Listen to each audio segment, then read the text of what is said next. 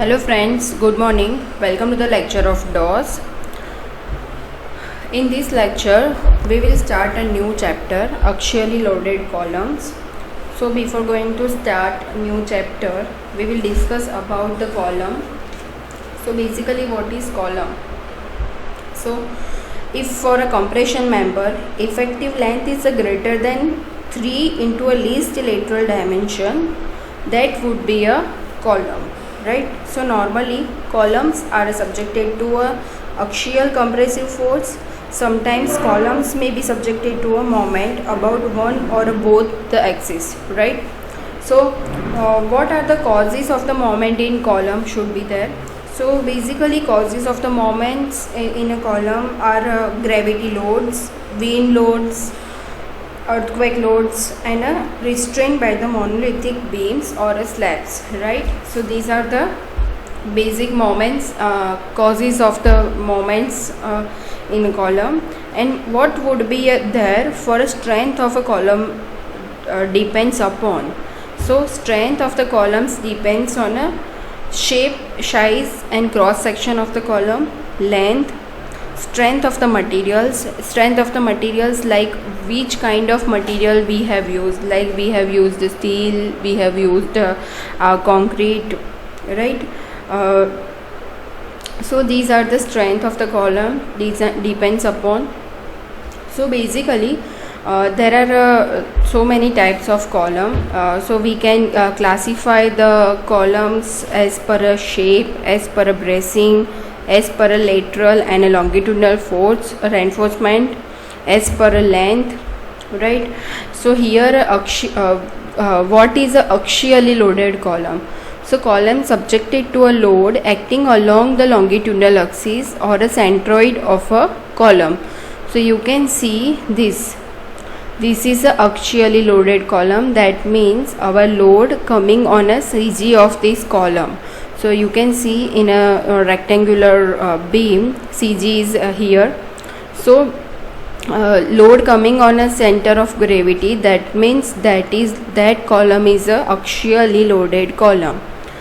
Eccentrically loaded column, uniaxial loading. Right, so load which do not act on a longitudinal axis of a column. So this is called a uniaxial column कि जो load CG पे नहीं लगता है, right, उसको हम लोग बोलेंगे uniaxial column. Eccentrically loaded columns biaxial column. Right, so if eccentricity is with respect to both the axis, right, so that means what is eccentric column.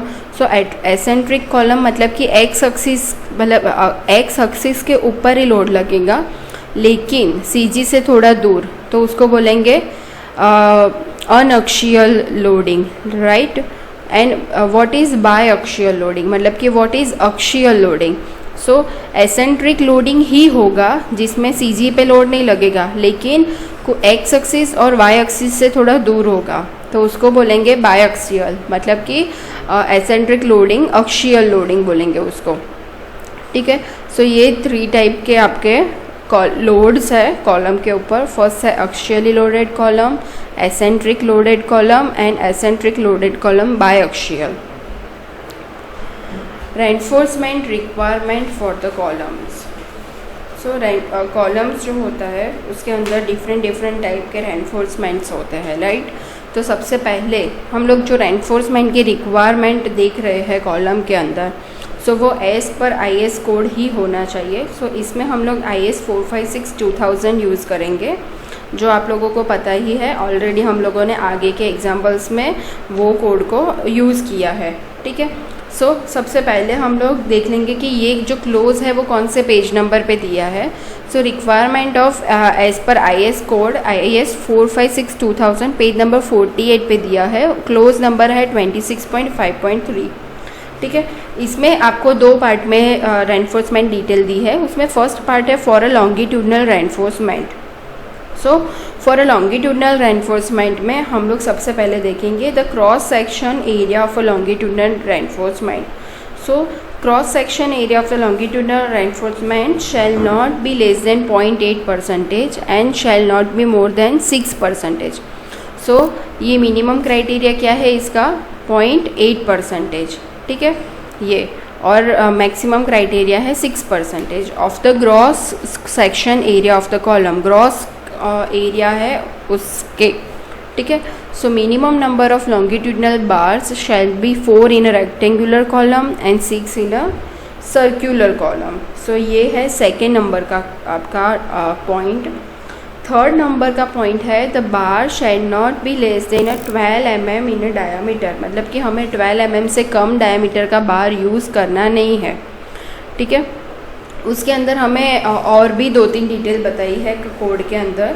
Spacing of a longitudinal bars measured along the periphery of the column shall not exceed 300 mm. और एक और detail दी है, वो detail है a reinforce concrete column having a helical reinforcement shall have at least 6 number of bars of a longitudinal bars. ठीक है. अगर helical reinforcement हम लोग प्रोवाइड कर रहे हैं, मतलब कि स्पाइरल फॉर्म में होगा वो, तो उसके अंदर हमें minimum 6 numbers of bars provide करने हैं. ये थी लॉन्गिट्यूडनल रेनफोर्समेंट की डिटेल. अब हम लोग नेक्स्ट देखेंगे लेटरल टाइज की डिटेल्स. सो सबसे पहले हम लोग देख लेते हैं ट्रांसवर्स रेनफोर्समेंट किसको बोलेंगे. So the effective lateral support is given by a transverse reinforcement either in a form of circular rings capable of taking a circular tension by a polygon slings, lateral ties within an internal angle not exceeding 135 degree, right?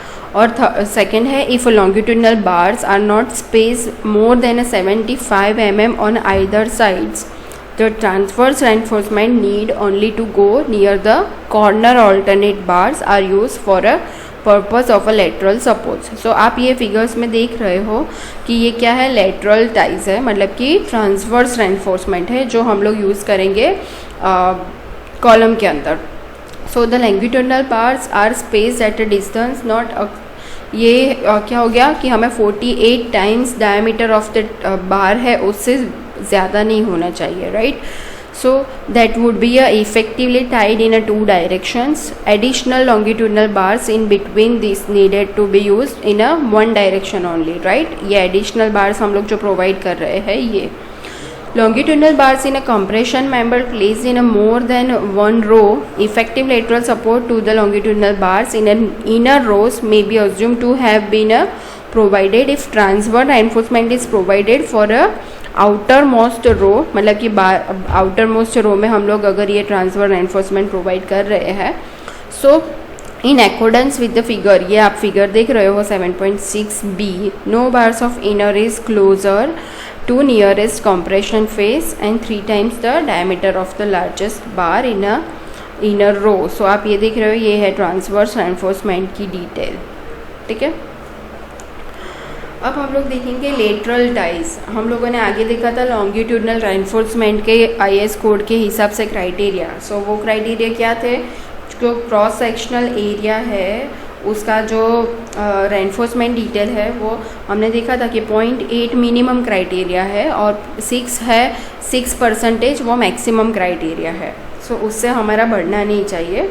ठीक है. और हम लोग अगर circular section के अंदर reinforcement बार provide करना चाहते हैं तो वो मिनिमम 4 होनी चाहिए. और अगर रेक्टेंगुलर कर रहे हैं रेक्टेंगुलर कर रहे हैं तो उसके अंदर मिनिमम 4 रेनफोर्समेंट होने चाहिए. और अगर हम लोग सर्कुलर कॉलम की डिज़ाइन कर रहे हैं तो उसके अंदर मिनिमम 6, ये मिनिमम क्राइटेरिया है. आप मैक्सिमम कितने भी रख सकते हो, लेकिन मिनिमम क्राइटेरिया जो IS कोड में दिया है उसको फुलफिल करना पड़ेगा. ठीक है. तो वो थे लॉन्गिट्यूडनल रेनफोर्समेंट की क्राइटेरिया. अब हम लोग देख रहे हैं लेटरल टाइज. सो लेटरल टाइज के क्राइटेरिया है, उसमें 2 टाइप के आपको वो करने हैं, लेटरल टाइज और दूसरा है हेलिकल रेनफोर्समेंट, राइट? अगर हम लोग स्पाइरल फॉर्म में रेनफोर्समेंट प्रोवाइड करना चाहते हैं तो हमें हेलिकल रेनफोर्समेंट की डिटेल को फॉलो करना पड़ेगा. और अगर तो अब हम लोग लेटरल टाइज के लिए देखेंगे. तो लेटरल टाइज में भी हमें 2 टाइप के रेनफोर्समेंट प्रोवाइड करने हैं. सबसे पहला है पीच. पीच क्या होता है बेसिकली रेनफोर्समेंट की. सो पिच वो है कि दो रेनफोर्समेंट के बीच में डिस्टेंस कितना होगा, right. So the pitch of the lateral ties shall not be more than the least of following, ये जो 3 हमें क्राइटेरिया दिया है उससे ज़्यादा नहीं होना चाहिए, right. So the least lateral dimension of the compression member, मतलब कि अगर आपका कॉलम की साइज़ है 300 बाई 600, सो हम लोग यहाँ पे लेंगे 300 mm। 16 time diameters of the longitudinal bar, आपने जो आगे लॉन्गिट्यूडनल बार प्रोवाइड किया है उसके 16 टाइम्स, मतलब कि उसको मल्टीप्लाई बाय 16 करना है, और जो वैल्यू आ रही है वो वैल्यू और 300 mm डायमेंशन, उससे ज़्यादा नहीं होना चाहिए। मतलब कि ये 3 डायमेंशन में से जो कम होगा वो हम लोग प्रोवाइड करेंगे पिच, राइट। और डायमीटर, उसका डायमीटर हम लोग कितना लेंगे, ठीक है, लेटरल टाइज के लिए। So diameter, the diameter of the lateral links और a lateral ties shall not be less than these two dimensions like 1/4 diameter of the largest longitudinal bar. अब हम लोगों ने जो लॉन्गिट्यूडनल बार प्रोवाइड किया है, ठीक है, उसके 1/4 डायमेंशन, और नेक्स्ट है 6 mm। ये दोनों में से जो ज़्यादा होगा उससे वो हम लोग कंसिडर करेंगे, ठीक है। अगर 6 mm बड़ा है तो हम लोग 6 mm डायमीटर लेंगे, और ये जो है ये 1/4 ऑफ डायमीटर, ये दोनों वैल्यू में से बड़ा है तो हम लोग वो लेंगे, ठीक है, उससे कम नहीं होना चाहिए हमारा डायमीटर। सो ये था फॉर लेटरल टाइज के लिए। और अब हम लोग देखेंगे फॉर अ हेलिकल रेनफोर्समेंट, ठीक है। ये हेलिकल रेनफोर्समेंट है। आप यहाँ पे आप देख रहे हो कि हेलिकल रेनफोर्समेंट ऐसे स्पाइरल फॉर्म में होते हैं, ठीक है। और ये स्पाइरल फॉर्म में ये जो दोनों रेनफोर्समेंट है उन दोनों के बीच में जो डिस्टेंस है उसको पिच बोलेंगे, ठीक है। सो ये जो हेलिकल रेनफोर्समेंट है उसके पिच के क्या क्राइटेरिया है वो हम लोग देखेंगे। So the pitch of the helical reinforcement shall be greater than or equal to 75 mm or 1/6 of a core diameter of the column। Core diameter of the column, मतलब कि जो ये इसको बोलेंगे कोर डायमीटर, ठीक है। So 1/6 of a core diameter of the column, but it should not less than 24 mm और 3 metre of the diameter of helix, ठीक है। सो ये है पिच के क्राइटेरिया। सो आपको पहले ये दोनों चेक करना है और ये भी चेक करना है कि इससे कम तो नहीं है ना। सो ये पिच ऑफ हेलिकल रेनफोर्समेंट के डिटेल थी, राइट। अब हम लोग देखेंगे diameter of the helix. So diameter of the helix कैसे डिसाइड करेंगे हम लोग, वो उसके क्राइटेरिया क्या है कोड में से। So diameter of the helix shall not be less than 1/4 diameter of a largest longitudinal bar, ठीक है। हम लोगों ने जो लॉन्गिट्यूडनल बार के डायमेंशंस प्रोवाइड किए थे, तो हम लोगों ने जो diameter of the bar provide किया था उससे 1/4 ऑफ द लार्जेस्ट डायमीटर बार और 6 mm, ये दोनों में से जो बड़ा है उससे कम नहीं होना चाहिए, राइट। अगर ये 8 mm आ रहा है और ये 6 mm है तो 8 mm से कम हेलिकल रेनफोर्समेंट का डायमीटर हम लोग नहीं प्रोवाइड कर सकते, राइट। सो ये थे रेनफोर्समेंट की डिटेल। अब हम लोग देखेंगे minimum eccentricity in a column. So minimum eccentricity in a column की डिटेल आपको IS 456/2000 में पेज नंबर 42 क्लोज नंबर 25.4 में दी है, ठीक है। So all column should be design for a minimum eccentricity. So minimum eccentricity को हम लोग स्मॉल e से डिनोट करेंगे, तो उसका इक्वेशन आएगा unsupported length of a column divide by 500 plus lateral dimension divide by 30, ठीक है। सो उसको हम लोग अगर ये फॉर्म में लिखे इक्वेशन फॉर्म में, तो ये इक्वेशन आएगा E minimum is equal to L by 500 plus D by 300, where L क्या है, सो L है unsupported length of a column and D क्या है, so lateral dimension of a column, right. So E minimum should be greater than और equal to 20 mm। ये जो हम लोग एसेंट्रिसिटी फाइंड आउट करेंगे वो 20 mm से बड़ा होना चाहिए, राइट। सो ये एसेंट्रिसिटी के क्राइटेरिया आपको IS 456/2000 पेज नंबर 42 और क्लोज नंबर 25.4 में मिल जाएगा, ठीक है। सो आपको ये पेज नंबर्स याद रखने हैं। उसके बाद है assumptions in a design of a compression member. सो ये जो अजम्पशंस है कंप्रेशन मेंबर के डिज़ाइन के, वो भी आपको IS कोड में दिए हैं। उसके क्लोज नंबर है, उसका मैं पेज नंबर बताती हूँ आपको, वो है IS 456/2000 page number 70 clause number 39.1। वो क्लोज पे आपको ये assumptions in a design of a compression member मिल जाएंगे। ये आपको 3 और 4 मार्क्स के जो क्वेश्चंस पूछे जाते हैं उसमें भी थियरी फॉर्म में पूछे जाता है कि write down the assumptions in a design of a compression member. So आपको डायरेक्टली क्या करना है, कोड में से ओपन कीजिए और कॉपी कर दीजिए वहाँ से। सो अजम्पशंस हम लोग देख लेते हैं। सो सबसे पहला अजम्पशन है plane section normal to the axis remain a plane after a bending. So ये सबसे पहला अजम्पशन है। सेकेंड है the maximum strain in a concrete at the outermost compression fibre is taken 0.035 in a bending. Third assumption है the maximum compressive strain in a concrete in axial is taken as a 0.002 right. उसके बाद है the tensile strength of a concrete is ignored. और एक है the relationship between a compressive stress distribution in a concrete and a strain in a concrete may be assume to be rectangular, trapezoidal, parabola or any other shape which result in a prediction of a strength in a substantial agreement with the result of a test।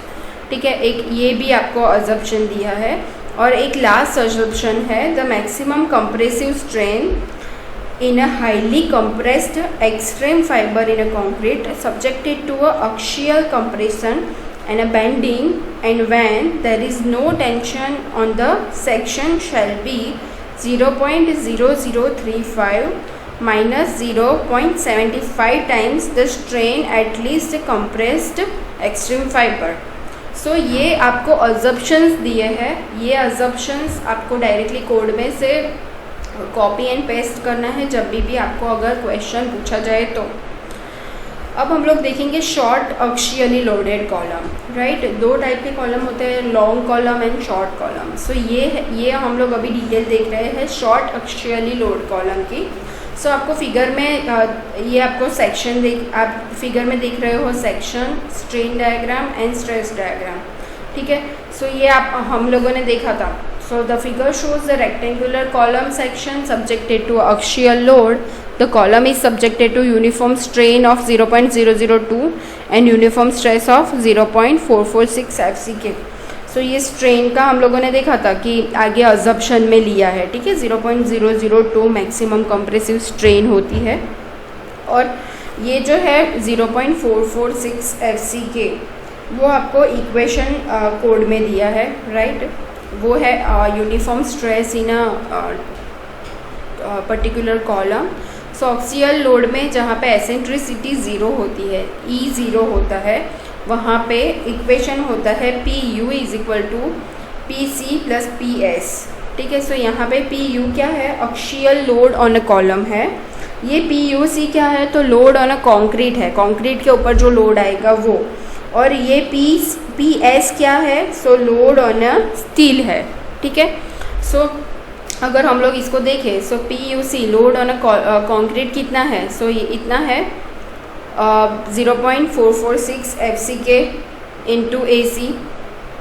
ठीक है, plus ये PS क्या है, सो वो है 0 FS into ASC। सो FS क्या होता है कॉलम के अंदर राइट। सो वो क्या है, stress in a steel corresponding to a strain of 0.002। So वो FE 250 के लिए कितना होता है 0.87 FY इंटू फॉर FE 250 और FE 415 के लिए कितना होता है 0.79 FY फॉर FE 415। ठीक है, आपको ये जो इक्वेशन है 0.446 FCK into AC plus FS into ASC, ये इक्वेशन आपको कोड में दिया है IS 456/2000 page number 71 close number 39.3 पे, जिसमें PU एक्सियल लोड है और ये जो AC आप देख रहे हो वो क्या है, एरिया ऑफ द कॉन्क्रीट है, सिर्फ कॉन्क्रीट का एरिया। और ये ASC है वो area of a longitudinal reinforcement for column है। ठीक है, सो आपको ये शॉर्ट एक्चुअली लोडेड कॉलम की सारी डिटेल आपको कोड में से मिल जाएगी, पेज नंबर 71 क्लोज नंबर 39.3। ठीक है, अब हम लोग नेक्स्ट देखेंगे IS code adopt the critical value of 0.75 FY for all grades of steel for finding out the pure axial load carrying the capacity of column, right. So उसका equation ऐसे हो जाएगा, PU is equal to 0.45 FCK into AC plus 0.75 ASC। ये मैंने आपको बता दिया कि AC है area of the concrete in column और ASC है area of steel in a compression member. So if E minimum is less than 0.05 D होगा तो क्या करेंगे हम लोग, अगर E मिनिमम आपका लेस देन 0.05 D है तो हमारा इक्वेशन हो जाएगा 0.4 FCK into AC plus 0.67 FY into ASC. So it should be noted that the equation above is a reduction in the capacity of a column by a 10%. ठीक है, column की capacity 10% कम करने के लिए हम लोग वो इक्वेशन यूज़ करेंगे। जो E मिनिमम है वो 0.005 D से कम होगा तब हम लोग ये इक्वेशन यूज़ करेंगे, राइट। अब हम लोग डिटेल देख लेते हैं column with the helical reinforcement की। So column with the helical reinforcement की डिटेल आपको दी है पेज नंबर 71 क्लोज नंबर 39.4 पे। So the strength of the column with the helical reinforcement should be 1.05 into strength of a column with the lateral ties, right. So factor load जो आपको मिलेगा उस और वो डिवाइड बाय 1.05 आपको करना है, जिससे आपको डिज़ाइन लोड मिलेगा। ठीक है, डिज़ाइन लोड मतलब कि PU। ठीक है, सो design factor load PU find out करने के लिए हम लोग फैक्टर लोड डिवाइड बाय 1.05 करेंगे। उसके बाद हमारे पास ये इक्वेशन है PS का ASP अपॉन ACR। ठीक है, ये जो इक्वेशन है उसके अंदर ASP क्या है, तो एरिया ऑफ अ स्पाइरल, ये जो हम लोग स्पाइरल कर रहे हैं उसका एरिया है, मतलब कि हेलिकल रेनफोर्समेंट का एरिया है। और ACR क्या है, एरिया ऑफ अ कॉर, मतलब कि ये कॉर का एरिया है, ये जो सर्कल फॉर्म है मतलब कॉलम का कॉर जो होता है उसका एरिया है, उसको बोलेंगे ACR। और ASP क्या है, area of a spiral, right. और AG क्या होता है, ग्रॉस एरिया होता है। सो हमें PS मिल जाता है, तो वो है volume of a spiral reinforcement to a volume of a core, right. और ये जो PS है उसका इक्वेशन है 0.36 AG upon ACR minus 1 into FCK upon FY। ये सारे इक्वेशंस आपको पेज नंबर 71 में क्लोज नंबर 39.4 पे दिए गए हैं। सो ये इक्वेशन पे से आपको वैल्यू मिल जाएगी। ठीक है, सो हमें क्या करना है, ये मैंने जो आपको सारी थियोरी समझाई वो सारी थियोरी के ऊपर से हम लोग एग्जाम्पल्स सॉल्व करेंगे। सो वो सारे एग्जाम्पल्स हम लोग नेक्स्ट लेक्चर में करेंगे। So thank you so much friends ये लेक्चर देखने के लिए, और आई होप कि आप लोगों को थोड़ा ओवरऑल आइडिया आ गया होगा कि कॉलम क्या होता है और उसके एग्जाम्पल्स कैसे कैलकुलेट करने हैं। सो हम लोग नेक्स्ट लेक्चर में हम लोग एक एग्जाम्पल भी करेंगे, तो आपको अगर कोई भी कन्फ्यूजन है तो वो एग्जाम्पल के थ्रू सॉल्व हो जाएगा। ठीक है, थैंक यू सो मच।